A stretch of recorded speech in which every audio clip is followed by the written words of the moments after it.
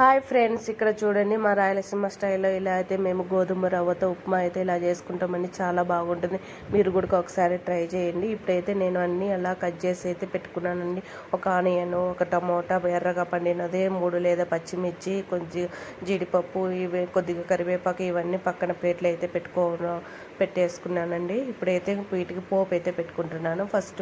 First వచ్చేసి stove మీద ఒక కడాయి పెట్టుకొని 2 స్పూన్లు అయితే ఆయిల్ వేసుకోవాలండి. ఆయిల్ కొంచెం బాగా వేడెక్కిన తర్వాత ఒక స్పూన్ అయితే పోపు దినుసులు వేసుకోవాలండి.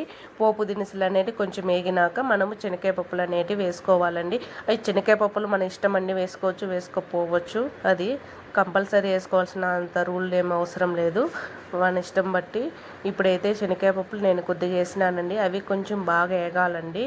కొంచెం వేగిన తర్వాత మనకు ఇట్లనే పచ్చిగా ఉంటే బాగుండవండి శనగకాయ పప్పులు అనేటివి. కొంచెం బాగా వేగిన తర్వాత మనము ఇప్పుడు ఇవన్నీ కట్ చేసి పెట్టుకున్నాం కదా, ఇవన్నీ ఇప్పుడు 2 లేదా 3 పచ్చిమిర్చి ఇవన్నీ వేసుకోవాలండి. ఇది గోధుమ రవ్వతో కాకుండా బొంబాయి రవ్వతో కూడా చేసుకోవచ్చండి. ఉప్మా రవ్వ చాలా బాగుంటుంది. అది కూడా నేను గోధుమ రవ్వ ఉంటే ఇలా గోధుమ రవ్వతో ఉప్మా అయితే చేస్తున్నాను. ఇప్పుడైతే ఒక 2 ఎండుమిర్చి కూడా వేసుకోవాలండి.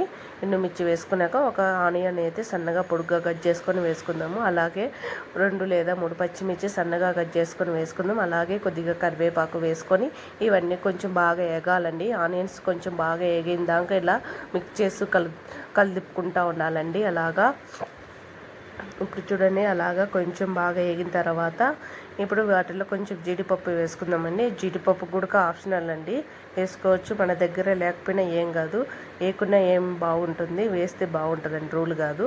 అది ఎట్లా చేసినా బాగానే ఉంటుంది ఉప్మా రవ్వ, గోధుమ రవ్వ అనేది. ఇప్పుడు ఎర్రది పండిన టమోటా అయితే కాస్త వేసుకుందామండి, సన్నగా కట్ చేసుకొని. టమోటా అనేది కాస్త బాగా మెత్తగా ఉడకాలండి, లైట్గా.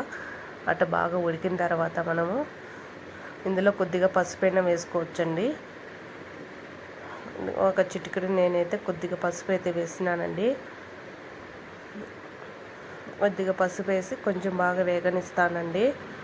చూడండి, అలాగా కొద్దిగా పసుపు వేసి ఇలా బాగా మెత్తంగా ఉడికేటట్టు మనము టమోటాలు అనేది మిక్స్ చేసి కలుపుతూ ఉండాలండి.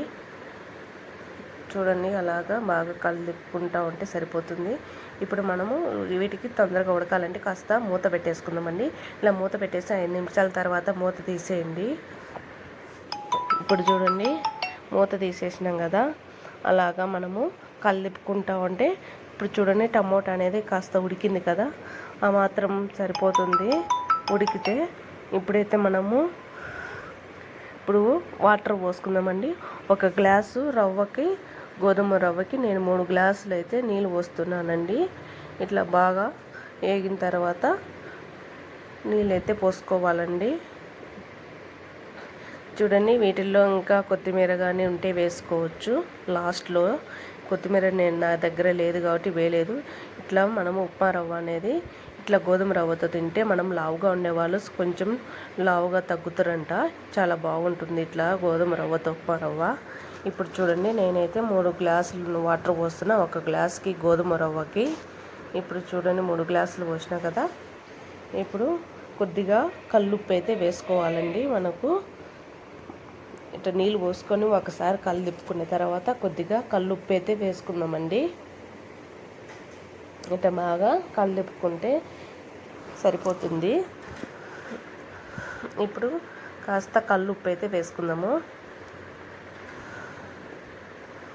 అది కొద్దిగా వేసుకొని సరిపోకుండా మళ్ళీ లాస్ట్లో సాల్ట్ ఉంటే వేసుకోవచ్చు.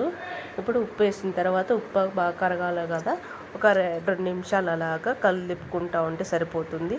ఇప్పుడు ఈ నీళ్ళు అనేటివి మసరుకు వెళ్ళేటప్పుడు గోధుమ రవ్వ అనేటివి వేసుకోవాలండి. కొద్దిగా వేసుకొని ఇట్లా మనం తిప్పుకుంటూ ఉండాలని.